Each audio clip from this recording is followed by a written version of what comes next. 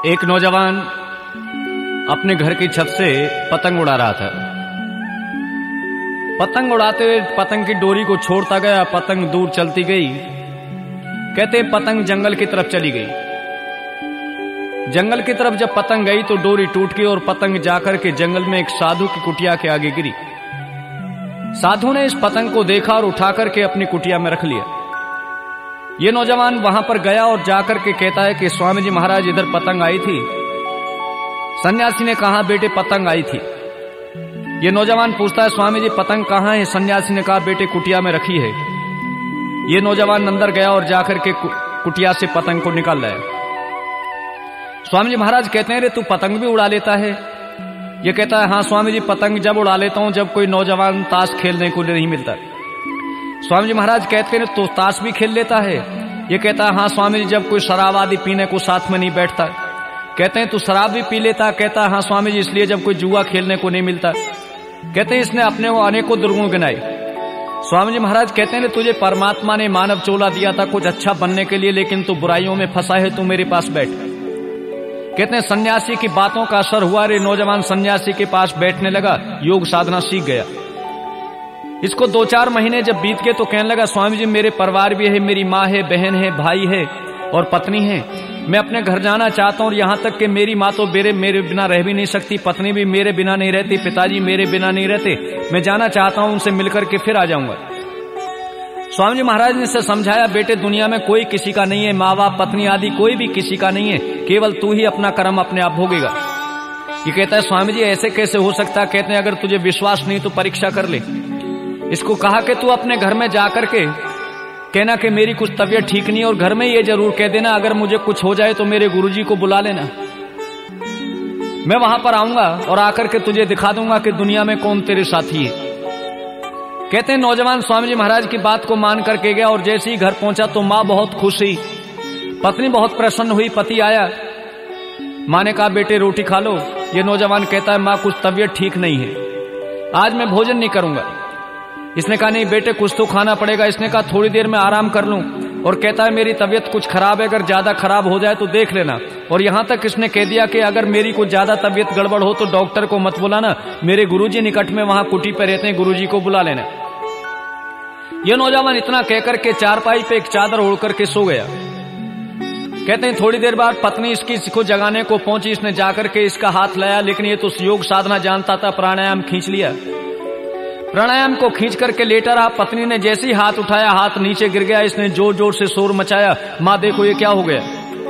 सब परिवार में रोने लगे, इसकी माँ भी रोने लगी और रोते रोते एक बात कहती है पड़ोसियों से, रे एक काम करो मेरे बेटे ने कहा था अगर कुछ हो जाए तो मेरे गुरुजी को बुला लेना, इसके गुरुजी को बुला लो। कहते हैं इसकी माँ के कहने पर गुरुजी को बुलाया। गुरुजी महाराज आए और अपने साथ में 2-3 मीठी पुड़ियां बांध कर ले आए। इन पुड़ियाओं को लेकर के ये कहते हैं देखो तुम्हारा बेटा तो दुनिया से चला गया, लेकिन मैं ऐसी विद्या जानता हूं कि तुम्हें बेटे से प्यार है, तुम ये पुड़िया खा लो, तो पुड़िया खाने से तुम संसार से चली जाओगी, तुम्हारा बेटा जीवित हो जाएगा। ये माँ कहती है स्वामी जी महाराज मैं पुड़िया तो खा लेती, लेकिन अभी देख लो अवस्था क्या है, अभी कोई ऐसा जल्दी तो नहीं है, और भी बेटा हो सकता है। इसके पिता को कहा कि तुम ही खा लो। कहता है स्वामी जी महाराज देख लो कोई पत्रा पंचांग आदि में अगर मेरे कोई बेटा हो तो फिर ऐसी कोई दिक्कत की बात नहीं है। कहते हैं सभी के लिए पुड़िया को लेकर के चले। जब पड़ोसियों को तरफ कहा तो पड़ोसी भी उठ करके चलने लगे। अंत में स्वामी जी महाराज कहते हैं चलो मैं ही खा लेता हूं। सब लोग कहते हैं हाँ स्वामी जी आप खा लो, सन्यासियों का जीवन ही परोपकार के लिए होता है। मिली हुई बात थी, सन्यासी ने शिष्य को बता दिया था मैं ऐसे करूंगा। कहते हैं सन्यासी ने पुड़िया को खाया और खा करके लेटे और ये नौजवान उठ गया। स्वामी जी महाराज कहते हैं बताओ बेटे इस दुनिया में कौन किसका है? ये स्वामी जी कहता है कि स्वामी जी महाराज दुनिया में कोई भी किसी का नहीं है, ना माँ है, ना बाप है, ना पिता है, ना बेटा आदि कोई भी किसी का नहीं है। इसलिए हम संसार में आए हैं तो किसी का मोह ना करके उस परमपिता परमात्मा की भक्ति किया करें।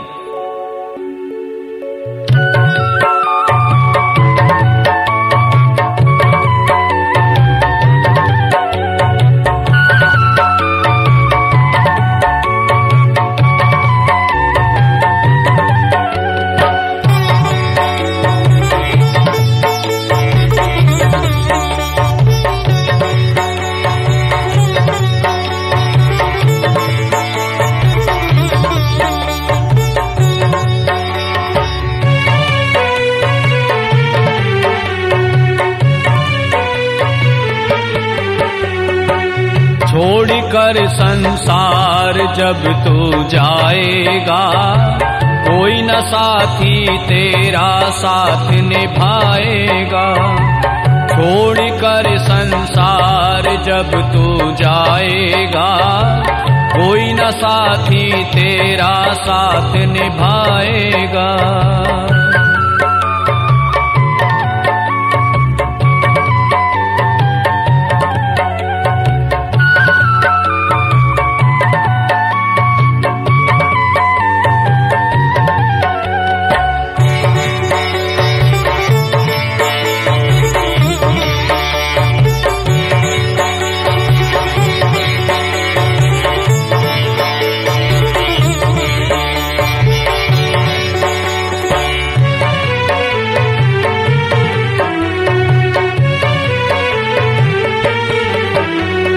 प्रभु का भजन किया ना, सत्संग किया न 2 घड़ियां। तूने प्रभु का भजन किया ना, सत्संग किया न 2 घड़ियां। यमदूत पकड़ कर तुझको तेरे डालेंगे हथकड़ियां, कौन छुड़ाएगा। कोई न साथी तेरा साथ निभाएगा। छोड़ कर संसार जब तू जाएगा, कोई न साथी तेरा साथ निभाएगा।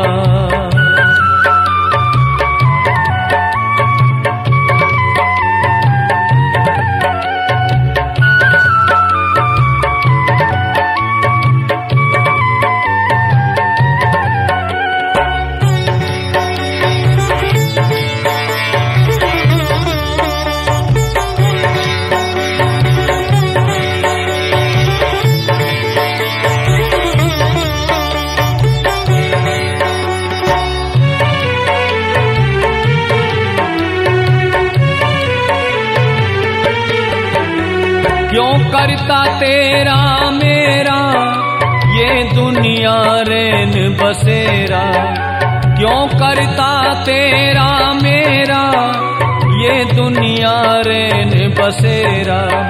यहाँ कोई न रहने पाता, यह 4 दिनों का डेरा हंसी उड़ जाएगा। कोई न साथी तेरा साथ निभाएगा। छोड़ कर संसार जब तू जाएगा, कोई न साथी तेरा साथ निभाएगा।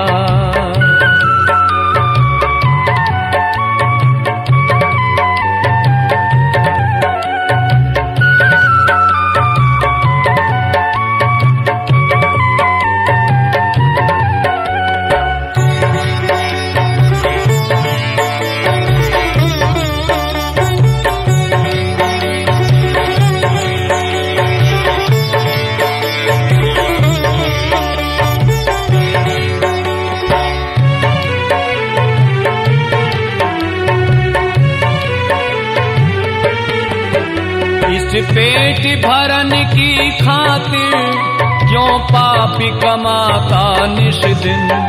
इस पेट भरन की खातिर क्यों पापी कमाता निश दिन। शमशान में लकड़ी रख कर तेरे आग लगेगी, एक दिन खाकी हो जाएगा। कोई न साथी तेरा साथ निभाएगा। छोड़ कर संसार जब तू जाएगा, कोई न साथी तेरा साथ निभाएगा।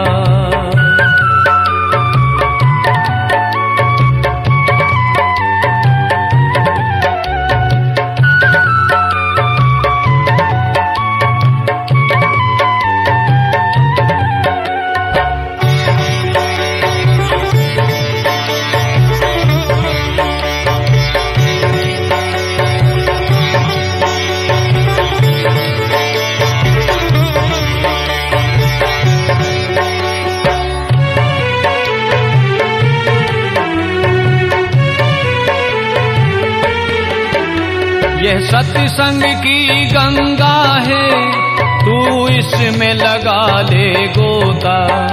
यह सत्संग की गंगा है, तू इसमें लगा ले गोता। वरना इस दुनिया से तू जाएगा एक दिन रोता, फिर पछताएगा। कोई न साथी तेरा साथ निभाएगा। छोड़कर संसार जब तू जाएगा, कोई न साथी तेरा साथ निभाएगा।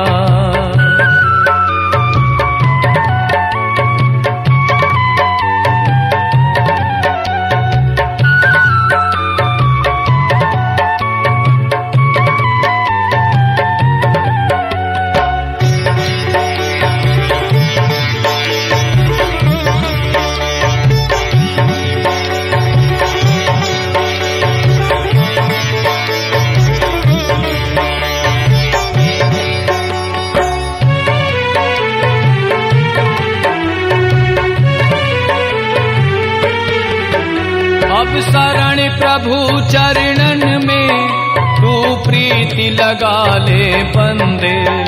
अब शरण प्रभु चरणन में तू प्रीति लगा ले बंदे। कट जाएंगे सब तेरे ये जन्म मरण के फंदे, मोक्ष मिल जाएगा। कोई न साथी तेरा साथ निभाएगा। छोड़कर संसार जब तू जाएगा, कोई न साथी तेरा साथ निभाएगा। छोड़कर संसार जब तू जाएगा, कोई न साथी तेरा साथ निभाएगा। छोड़कर संसार जब तू जाएगा, कोई न साथी तेरा साथ निभाएगा। छोड़कर संसार जब तू जाएगा, कोई न साथी तेरा साथ